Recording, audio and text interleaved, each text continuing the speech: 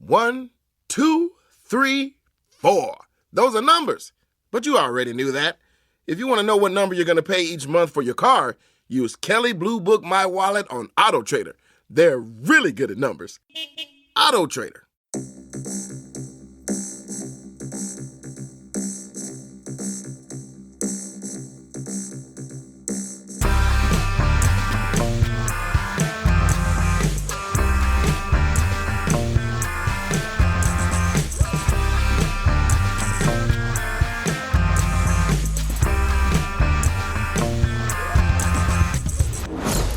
Hello and welcome to another episode of Unequal Sequel Extra. This is our part 2 of Rich, what we doing? Our top 10 sequels that are better than their originals. So we've already done 10 to 6. Yeah. So if you've missed that, go stop this now. Go back and listen to part 1 from last week. So you don't start off in the middle. Yes. So we're about to do rundown from 5 down to 1 of our best sequels that are better than the originals. Only sequels. So no part 3s, no part 5s. Sorry, Fast 5. You would have been in there. And also, They're not our best sequels ever. They're our best sequels that are better than the original. Yes. So there are sequels out there that are just as good as the original, and would make our best sequels list. So sorry, Ghostbusters 2, but you're not better than the original. No. Shall we each do our 10 to 6? Yeah, let's give people a reminder. So 10 down to 6 for me. Yep. At 10, Wrath of Khan, Star Trek 2. 9, Lord of the Rings, The Two Towers. 8, Lethal Weapon 2. 7, Aliens. And 6, Toy Story 2. Right. And mine is also number 10, Star Trek Wrath of Khan. 9, Lethal Weapon 2. 8, Blade Runner 2049. 7, Back to the Future 2. And 6 was Desperado. Nice. All nice choices, I think. All great choices, Rich. I haven't been angry at any of your choices yet. Which is good. But I might change that now. Not angry. I think you just might be a bit bewildered. Because I think... I've not seen this come up in those lists online of sequels that are better than the originals. I've not seen this one come up very often. In fact, I'm not sure I've seen it come up at all. So it might just be very personal to me. But my choice for number 5 is Karate Kid 2. Wow. Okay.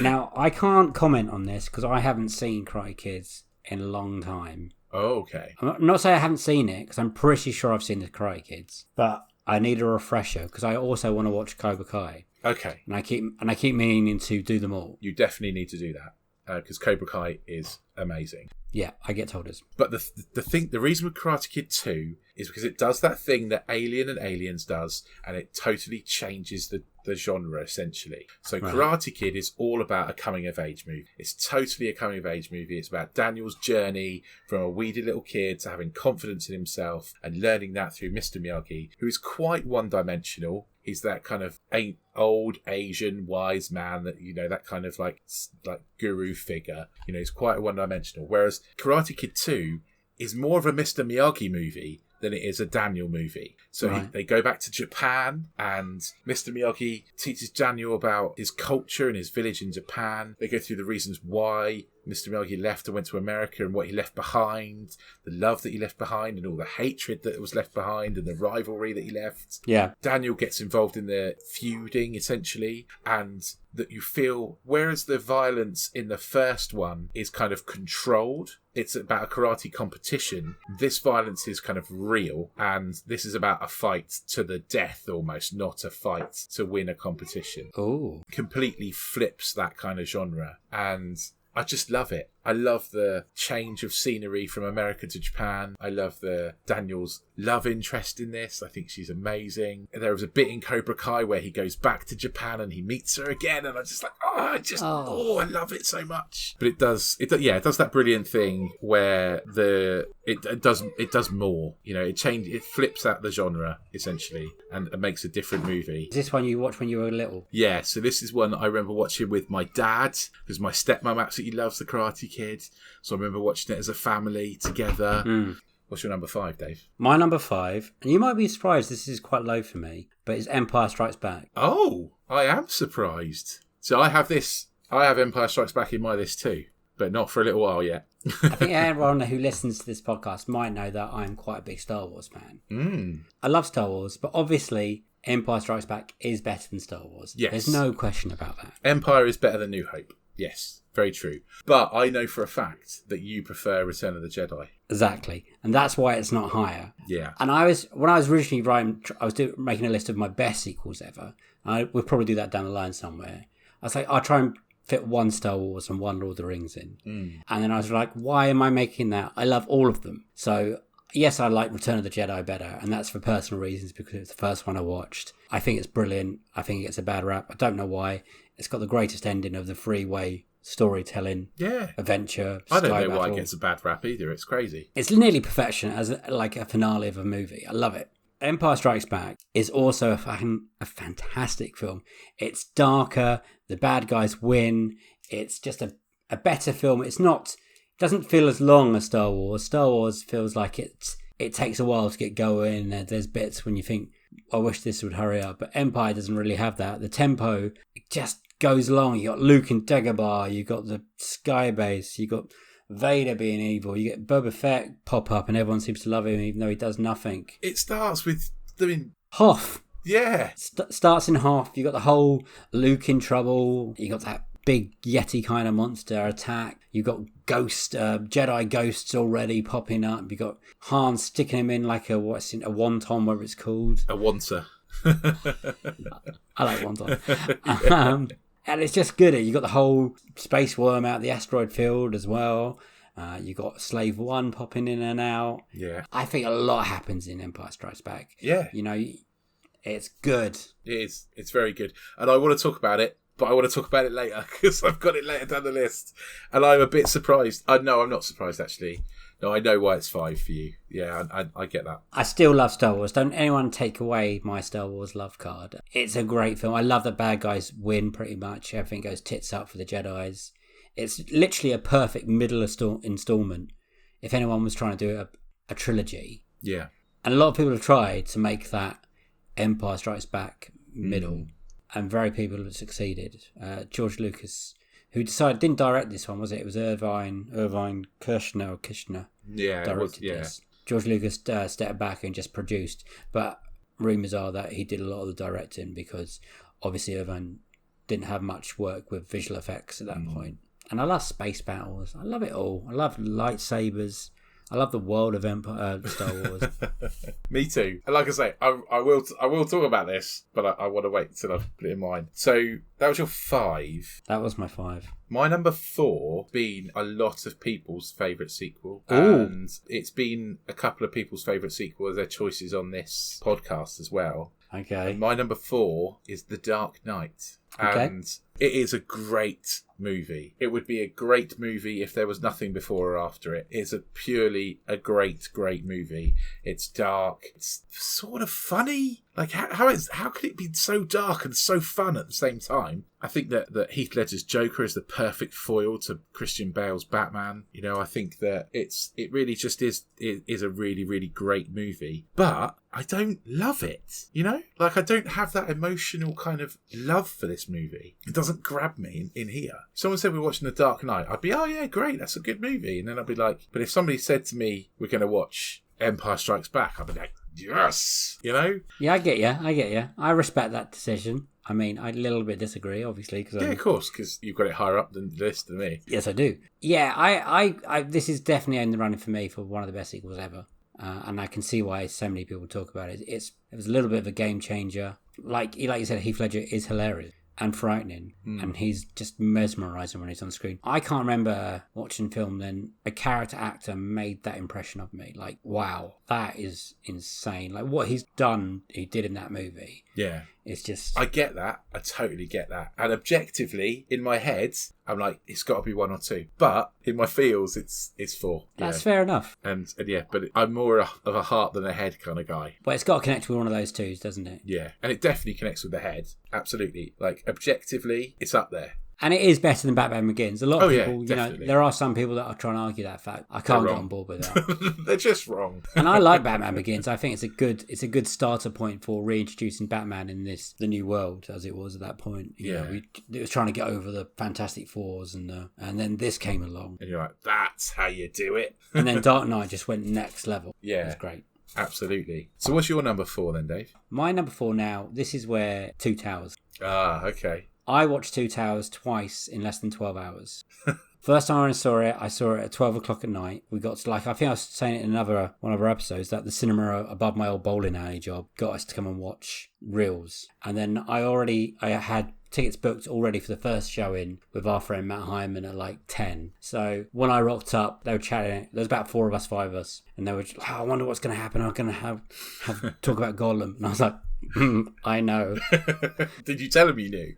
Yeah, I told him I'd already seen it. It's brilliant. And like I say, when you discussed it as your number 9, which is almost insulting at this point, Helm's Deep is so fucking good. I had never seen a battle like that with that many extras. People can't see me.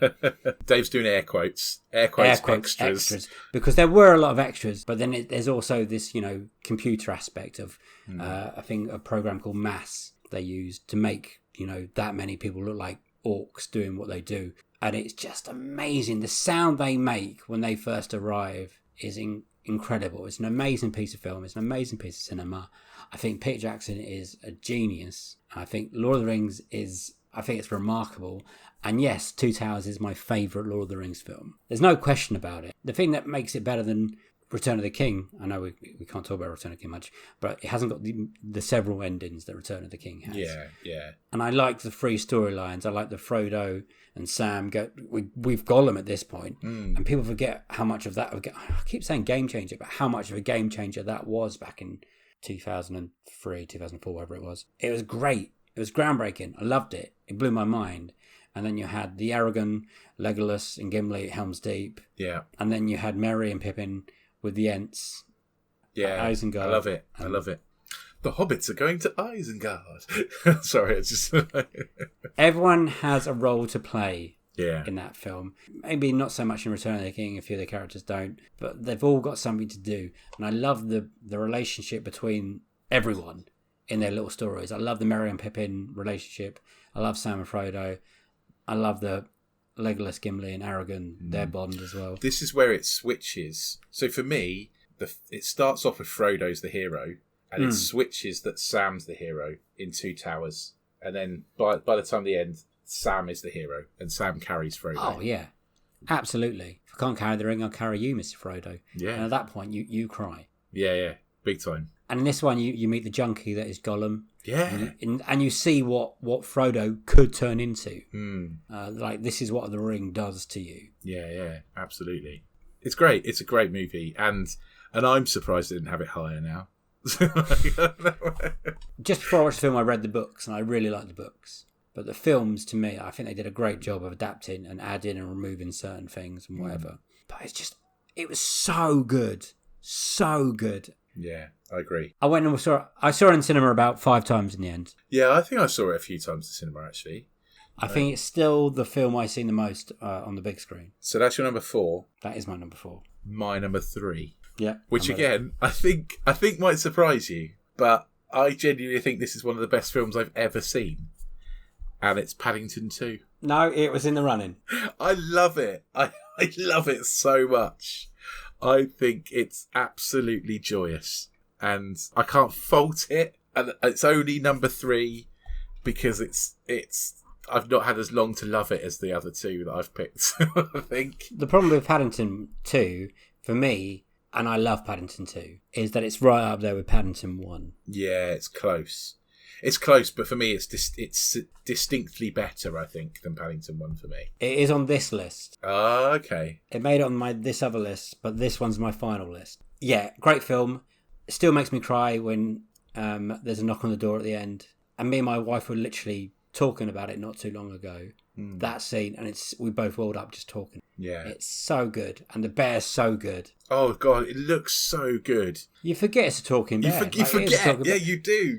You forget it's a computer-generated talking bear. Do you know where it paints like this Notting Hill fairy tale world of London? I mean, it definitely does. That's part of its charm, doesn't it? Yeah, I like that. I wish London. I wish when I went to London, it felt like that instead of a bit scary.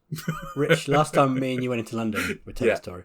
Me and Rich, after the pandemic, first time back in London to the screening, and the first thing, pretty much, we get off the train station, armed police threatening the man because he had a knife, again, air quotes, knife, and we're like, we're in London. Missed the country. Welcome back. Welcome back to London. Oh, police, get down! Oh, what? It was a surprise. I thought they were shouting at us. Yeah, me too. It was like, It was bizarre. So, yes, it absolutely glamorises London. But sometimes I have occasionally been to London and thought, oh my God, this place is beautiful. There's parts. And I can see why people make these films that glamorise London, because there are parts of it and you think, I would not want to be anywhere else. Yeah, and then lovely. 10 seconds later, someone's sick on your shoes. That's just London. That's just, but Paddington 2 is a brilliant film. It's delightful. I think, Brendan Gleeson is brilliant. Yep. I think Ben Whishaw as Paddington is brilliant. Great voice. Well, I think I think everyone in it is brilliant. In fact, it's got Peter Capaldi in it. Who's better than Peter Capaldi in anything apart from the Suicide Squad, which is I don't think his fault. Peter Capaldi is brilliant in it. Hugh Grant is amazing in it. Hugh Grant's comedy chops are so good. He's so good at comedy. And that's not a rare thing. We know he's quite good in Four Weddings and stuff, but he's no longer this flopsy-haired London man. He's a brilliant, brilliant baddie. He's a brilliant baddie. A self-absorbed, narcissistic baddie. And this is number one. one on Rotten Tomatoes guide of best sequels of all time. It's got the highest rating of 99%. I'm not surprised. And we talk about how hard it is to make a good comedy sequel.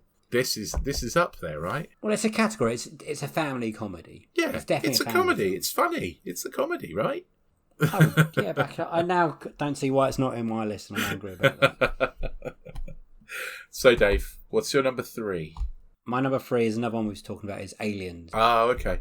Which I think is close. Well, I think the next 3 films are close to perfection as films can be. Yeah. I watched it a lot earlier. I watched it probably I was about 13, 14 with a bunch of mates, and in the dark when we probably shouldn't have been, and it had such a profound effect on me. It did give me nightmares. There's no question about that. It is a great action film, but I also find it incredibly scary. When they first get in the base and they got the beeps, that noise, beep, still gives me nightmares. And I think that's probably the difference, why it's higher up in your list than it is in my list, just because of the age we were when we watched it. I think that's probably the whole difference, isn't it? Is that if I'd have watched Aliens when I was 13 instead of 25, then it would have had that effect on me too, probably. It's just, it's otherworldly. Like the designs of the aliens, designs of the whole interior of that base. It's just, when they start coming out the walls, they're like, they're all around us. My favourite scene is when they find out that they're inside they've barricaded themselves so the aliens can't get in, and you've got the beeps. Yeah. And you find out they're inside the barricade somehow. And they're like, they're in. They're like, they're not, because they should be seen. And then one goes in the roof and the one goes, they're up there. Absolutely terrifying when I first watched that. Just the atmosphere it gives off. It's just such a good action film. And the big guns are so cool. The ones they have over their shoulders kind of thing. Like I said earlier, Sigourney Weaver's extremely cool in this film. And I just think it's brilliant. It is. It is brilliant. It's scary. It's actiony. They mostly come out at night. Mostly. Just how that girl survived. And I don't feel like it's a Jurassic Park 3 kind of situation. I can accept it a lot better than the Jurassic Park 3 debacle when that little boy survived on the island for 8 weeks. For some reason, I believe that Newt can, but that boy can't. I just think Aliens it's not... I'm about to say something, but I can't yet. It's a great film. Not only is it the best sequel ever... Not the best sequel, one of the best sequels ever. It's one of the best films ever. Yeah, you're right. You're absolutely right. What's your number 2? Second best sequel that's better than the original. We've already talked about it. Empire Strikes Back. I love it. It's really dark. I like dark movies. I like movies that go from being fun to being dark. I just love this movie. I love all the revelations. Yeah. Well, I agree. It's a great film. I'm not going to argue this fact. Was it the first one you watched, or? No. Jedi was the first one I watched. I watched Jedi... Then I watched New Hope, and then I watched Empire. Oh, wow. So I went a really funny way around doing it. I went backwards, I think, when I first did it. Yeah. That's a lot of people did that. I think a lot of people our age did that. Started with Jedi and went backwards. Yeah, but yeah, Empire. It's just a little cut above for me, And I love Jedi. I'm not one of these people that don't like Jedi. I think it's a good film, and I like everything. But I think Empire's just got everything. And the baddies win. The bad guys win Empire. Great. The Empire's on top. I mean, literally, the Empire does strike back, and the Empire is on top in this movie. Yeah, and we haven't spoken about the reveal of Luke's father as well. Yeah. Which at that point was just like, come again. Yeah. Imagine absolutely. finding that out first time in the cinema. It must have been otherworldly. Obi-Wan never told you what happened to your father. Yeah. He did. He said you killed him. No. I'm your father. I mean, it's great. We've kind of talked about it at length already, have, haven't we? And it's anyone who knows me knows it would be in my top 3. What about you, Dave? What's your number 2? Number 2 is, again, we've spoken about it, is The Dark Knight. Okay. I had a feeling. And I think we both have the same number 1. Yeah, I think we do. If we don't, someone's left out an absolute whopper. The Dark Knight. Yeah. Okay. First film I saw on the iMac, and maybe that's why I love it so much, but I hadn't seen anything like it. Just the pure scale of it, and the size, and the music. Every time the Joker's on, that Jaws style kind of music. I just think it's brilliant. And like I said, I liked Batman Begins, but Dark Knight for me just was, at that point, what was it, 2008? Yeah. Definitely the best film I've seen for a while. I remember watching it thinking, I haven't been that satisfied in a while. It's just such a pleasure to watch films like that. Yeah, absolutely. It hit all the right beats for me. A decent Bat guy. I like Batman. I don't think it's the best thing in it. Christian Bale did a half decent job.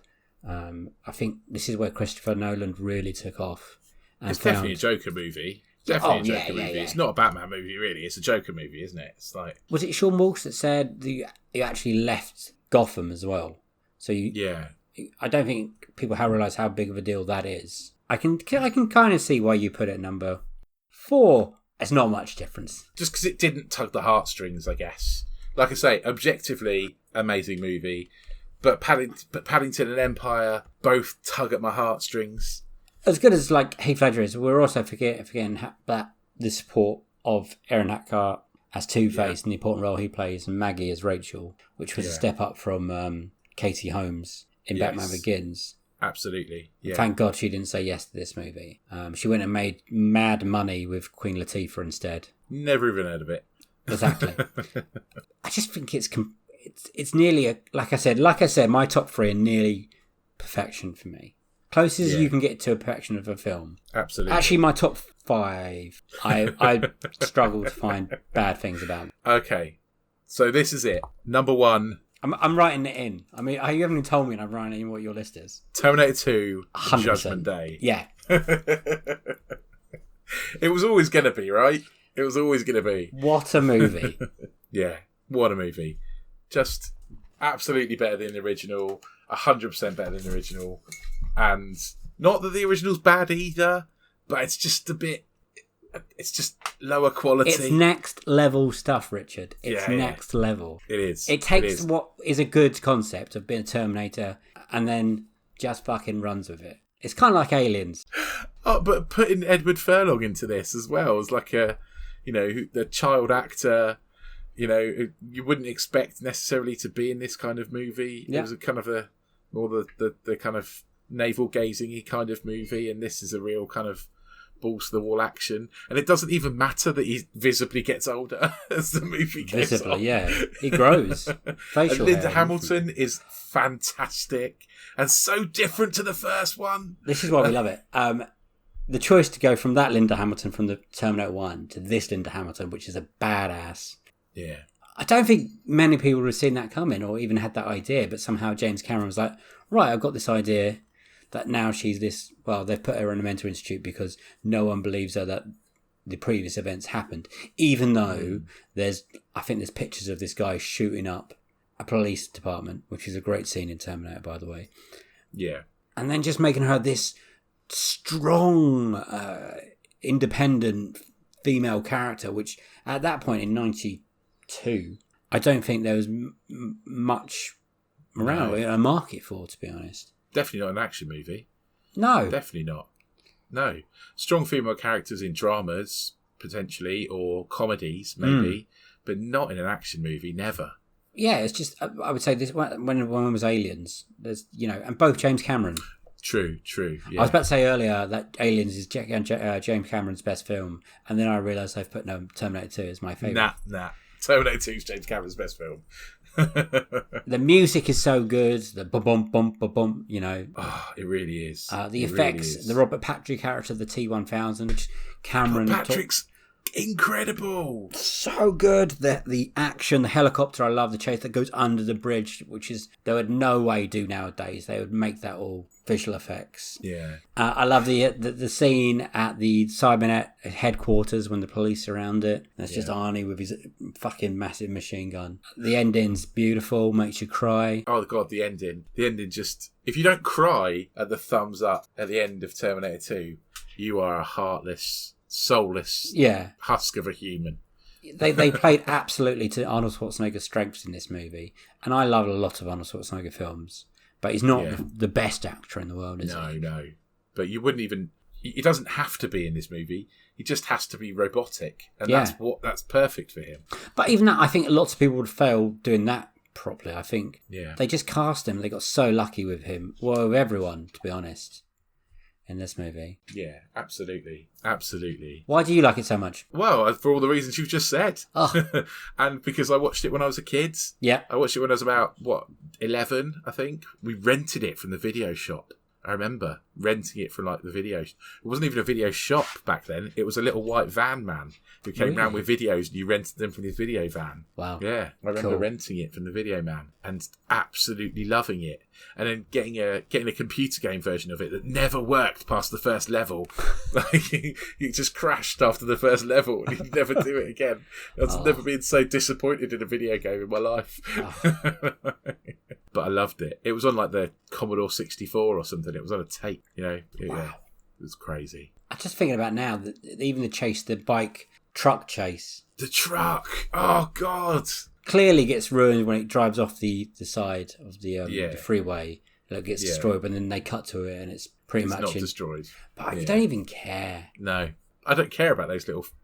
In fact, they make it better, almost. And it's so good, the rubbish sequels after it hasn't dampened it, and a lot of times sometimes that happens. It leaves you a bitter taste in your mouth, but this one's just why even bother trying making everyone's when you've nearly made this? Yeah, exactly. Just stop then. Just stop. Stop trying to make Terminator 3 happen. Yeah, and it's such a shame we're not getting any more James Cameron films apart from Avatars. Yeah. So Avatar 5 he's written now. They've not even made 2. Yeah, he's planning to make 5 or 7 of them. I can't see us getting another original, James Cameron. I'm not a massive fan of Avatar. Anyway, James Cameron, you're on the wrong track. James Cameron, you are amazing. 2 of my top 3 films were his. We had the same 7 choices. Well, we've got good taste. Yeah, and I think the ones we had different are interesting. Yeah, I think so. All great sequels, though. This was our top 10. Shall we run through our top 5s, Dave? Let's go from 10. Let's do all. Let's go from 10. Okay, we'll go from 10. All right, so I'll go first. So number 10 for me, Wrath of Khan, Star Trek 2, Wrath of Khan. Number 9, Lord of the Rings, Two Towers. Number 8, Lethal Weapon 2. Number 7, Aliens. Number 6, Toy Story 2. Number 5, Karate Kid 2. Anyone who disagrees with me, I will fight you. Number 4, The Dark Knight. Number 3, Paddington 2. Number 2, Empire Strikes Back. And number 1, Terminator 2, Judgment Day. Mine is Star Trek Wrath of Khan at number 10. Lethal Weapon 2 at number 9. Blade Runner 2049 number 8. Back to the Future 2 number 7. Desperado number 6. Empire Strikes Back number 5. Two Towers, Lord of the Rings number 4. Aliens number 3. Dark Knight number 2. And Terminator 2 number 1. We would love to know how wrong or right we are, or what your choice is, and what we've missed. Send them our way. If we have lots of them, we might do an extra. That'd be good. Send us all your top 10s, and we'll do an extra where we read out what your top 10s are. Yeah, that'd be great. Great shout. An email special. So Love it. Send them over. And then we can discuss them as well. And thank you for listening. Cheers. Bye. See you next week. Bye.